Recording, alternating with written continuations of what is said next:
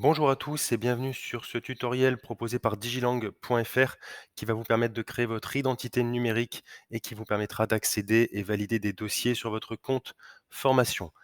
Une information importante sur la création de votre identité numérique, 3 possibilités pour la faire via votre ordinateur, via votre smartphone ou directement en bureau de poste. Nous allons vous proposer un tutoriel pour la réaliser via le smartphone qui vous permettra directement d'accéder à votre caméra. Veillez bien également à avoir accès à vos emails. La première étape, c'est le téléchargement de l'application via l'Apple Store ou le Google Play Store. Une fois que vous avez obtenu l'application, ouvrez-la. Cela va vous demander de créer un compte La Poste. Si vous avez déjà un compte, vous pouvez directement vous connecter. Si ce n'est pas le cas, cela se le fait en quelques secondes. Vous définissez un identifiant email. Vous allez recevoir un code de vérification et la création d'un mot de passe vous sera demandé. Si vous avez des soucis techniques pour récupérer le code via le smartphone, récupérez-le depuis votre ordinateur directement. Une fois ce compte créé, cela va vous emmener directement à la prochaine étape. On va démarrer l'étape 2 également avec la vérification de votre numéro de mobile et également les informations de votre pièce d'identité. Donc là, laissez-vous guider, c'est assez intuitif.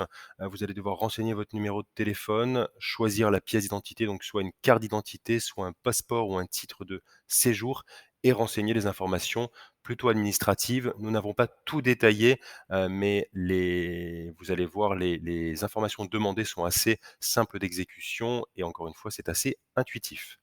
Passé cette étape, nous allons passer à l'étape 3 qui va être la vérification de votre identité via le service AR24. Le service AR24, c'est un système de lettres recommandées électroniques. Donc là, bien entendu, vous cliquez sur la vérification d'identité en ligne, vous validez les conditions générales d'utilisation et vous allez recevoir plusieurs courriers. Prêtez bien attention aux courriers qui vont mentionner que vous avez reçu un courrier recommandé distribué par AR24. Là, vous faites lire mon courrier et vous allez pouvoir suivre la procédure. On est toujours à l'étape 3. Vous allez pouvoir lire les instructions proposées par le service AR24. C'est assez intuitif encore une fois. Vous confirmez votre identité, vous sélectionnez l'identification visuelle et on va vous détailler ce que vous allez devoir faire prochainement. Veillez bien à autoriser l'accès à votre micro directement depuis votre smartphone. La première étape ensuite de la vérification visuelle de votre identité, ça va être la photographie de votre pièce d'identité. Donc là, vous sélectionnez soit une CNI, passeport ou titre de séjour, vous ajoutez une pièce d'identité, soit vous avez déjà le fichier sur votre téléphone, soit vous pouvez prendre en photo votre pièce d'identité. Veillez bien à présenter une pièce d'identité nette, sans trace ni tache et avec le moins de reflets possible, notamment lors de la prise de photos. Une fois cette étape réalisée, on passe à la partie identification visuelle. Vous allez devoir vous enregistrer en vidéo face caméra. Donc là, c'est assez simple également, hein. Il faut juste vous enregistrer, lire à haute voix 3 chiffres et présenter votre pièce d'identité pour vérifier qu'il s'agit bien de vous. Si vous n'êtes pas satisfait de la vidéo, vous pouvez recommencer bien entendu. Si c'est bon pour vous, vous cliquez sur confirmer. On passe à la fin de l'étape 3 où là, le service AR24 va charger la vidéo, enregistrée et vous allez avoir un suivi de votre courrier. Donc là, regardez bien les étapes, pas mal d'informations. Quand l'identification est en cours de traitement, le délai peut varier. Au 21 octobre 2022, il était de quelques minutes, même s'il est précisé parfois un délai de 24 heures. Au 21 octobre, c'était de quelques minutes. Une fois que c'est validé, vous allez recevoir un courrier. Félicitations, votre identité est vérifiée. Vous consultez ce courrier. On va arriver à la fin de l'étape 3 et c'est bientôt terminé. Et là, vous allez avoir une confirmation finalement de votre identité à réaliser. Vous avez un code SMS qui vous est envoyé.